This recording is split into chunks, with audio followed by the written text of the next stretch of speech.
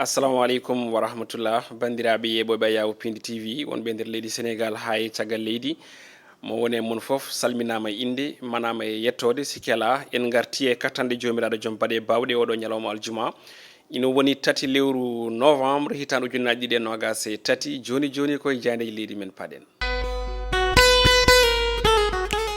jayndeji leydi ndi e oɗo ñalawma hannde ne wayno garti e gueɗe kewɗe sa ala mbiya ko ɗum fandu almudo ƴettirde puɗɗortoɗen ko jayde losoley guendiri nde nden jayde ari ko yewti gudditogol on ɗon galle toon to caserne Samba Diéry Diallo ɗum noddi gueɗe koninkagu woni hinde gendarme ɓe leydi Sénégal so tawi ko noon noddirɗen ne wayno noon holitama wonde to banggue ƴellitogol walla ni kewendi ɓen ɗon gendarme ɓe ko ɗum kewendi pattam lamidi woni ko yiya e ɗi duuɓi sappo e ɗiɗi jawtuɗi manam e nder laamu on horejo Macky Sall kanko e hoore makko haali ɗum ni o habri wonde e hitande fandi walla hitande 2025 ene wayno ma ɓen ɗon gendarme ɓe tolno e 35 ujunere ko yewti e agent e nden hitande 2025 kanko mo leydi noon caggal nde udditi on ɗon galle kesso mo ganduɗa ko mahaɗo toon to caserne Samba Diéry Diallo mahana ɗum ɓen ɗon gendarme ɓe leydi ndi o arti e on ɗon matériel kesso kadi mo ganduɗa ina tawe ɗen ɗon e ɗen kuɓeje pattam lamije kono kadi maw leydi ndi ina wayno rutti teddungal mo ganduɗa kam woni le général corps d'armée woni général Moussa Fall mo ganduɗa kam ardi gendarme ɓe leydi Sénégal mawlendi Macky Sall noon yonni golle makko e darde makko kala no jirɗon ni ɓen worɓe ɗiɗo dariɓe e comci buloji wonno ko hanki toon to on ɗon caserne Samba Diéry Diallo mahaɗo galle kesso pattam lamijo jayde las quotidien ko hono ngal natal arti e oɗo subaka hande ɓe mbi ko monté en puissance manam tan ƴellitogol pattam lamiwol to banggue gendarme ɓe leydi ndi e on tuma noon jaynenkoɓe mbi ko on ɗin fuloraji mo ganduɗa président Macky Sall weddima ɗum e on général Moussa Fall manam ɗin konguɗi ganduɗa ko konguɗi mantugol e jarnugol kono kadi darde on ɗon gorko to banggue fannu gendarme ɓe saabi noon jaynenkoɓe mbi ko mawɗo leydi ndi weddima e makko ɗin fuloraji gam jettor fewde on ɗon général biteɗo hono général Moussa Fall jayde Vox Populi kañum ari e fannu goɗɗo ɓe mbi kadi ko ɗum kadi goɗɗum manam horo ɗum kadi yiyama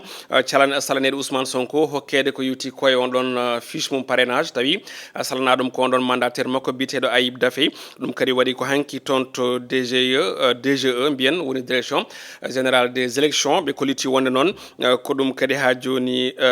ko ɗum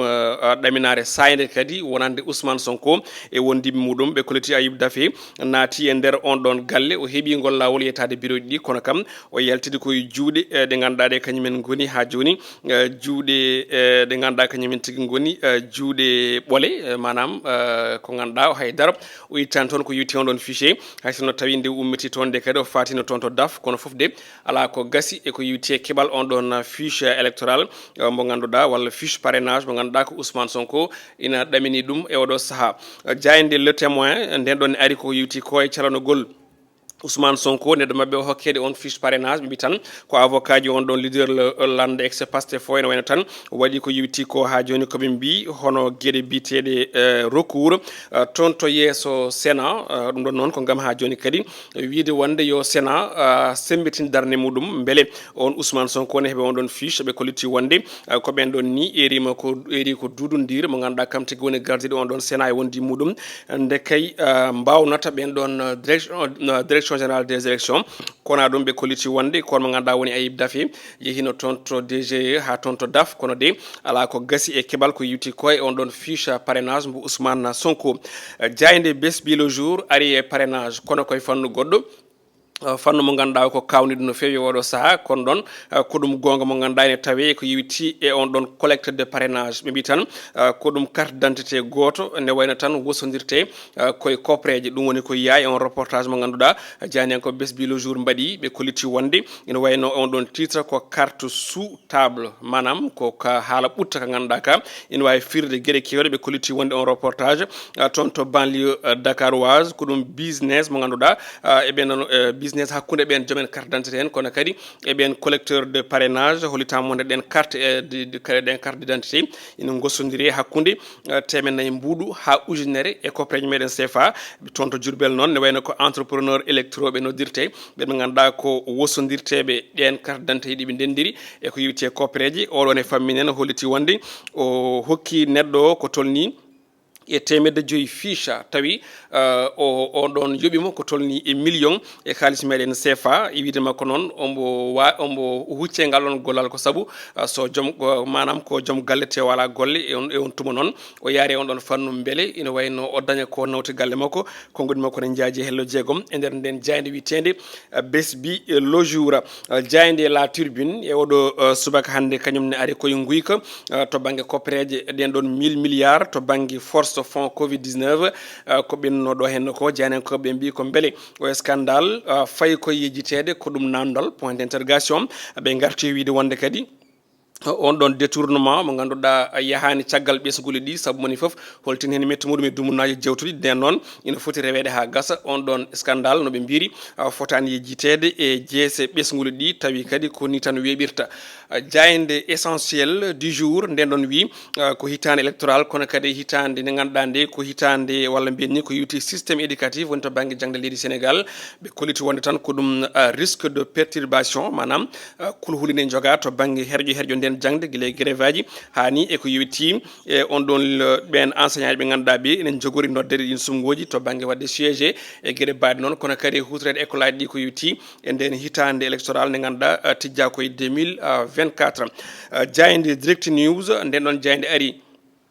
koko yarate ata e oɗo saaha e nder leydi Sénégal woni ƴellitugol kuɓɓam woni électricité ɗo e nder leydi ndi ɓe kolliti wonde ko on société biteɗo hakkille kono noon ɓe mbiyat ɗum ko hakkille mo ganduɗa kañum tigui ƴetti revanche muɗum e yeeso Sénélec holko woni on revanche noon janenkoɓe mbi ko ɓen ɗon hakkille oɗo saaha hande cuuti konnguɗi ƴagguɗi fewde Sénélec kamɓe jayde dawol cowde ɓe manam eɓe jañi hen eno jirɗon e ɗin bindi ɓe kolliti wonde ko Sénélec natti wawde wadde géré manam tan tambade ko yutti ko e jencuɗi ɗam ɗon kuɓɓam leydi ndi kala e kuuɓal sababu noon ɓe mbiri ko ɗum mauvaise gestion kamɓe hakkille noon ɓe kolliti wonde ha tengti ɗin contrôle ɗi ganduɗa ɗi ko jeeyaɗo ɗo ko tourné capannayyi ujunere compteur biteɗi ɗi hono contrôle ɗi ganduɗa ɗi wiite hono ko powercom ɗin ɗon ɓe mbi tan ko ala ko addani Sénégal naɓe hande so wona caɗele mawɗe e ko tiyengol jobgol kewgol doole ɗin konnguɗi hakkille fewde e ɓen ɗon ɓe ganduɗa kañumen goni Sénélec ina yaaji nder nden jayde direct news witende dawul coowo jayde record ko ɗon puɗɗortoɗen jayde meɗen to banggue coftal ɓalli nden ɗon ari koye mondial qualification 2026 ɓe mbi tan ene wayno tan ko Sénégal jogori juude ko à huis clos manam Sénégal Soudan du Sud toon to stadium Abdoulaye Wade ko ɗum stade grandeji vide manam hay supporter goto tawetaki toon Sénégal noon woni koye yobde on ɗon match mbo yowa hakkude muɗum e FIFA tawi rewɗa ɗon ko on ɗon ɗin laseruji ɗi ganduɗa ɗi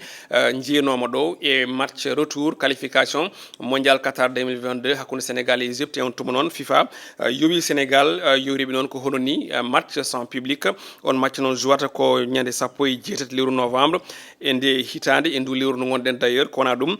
coach biteɗo Ange Postecoglou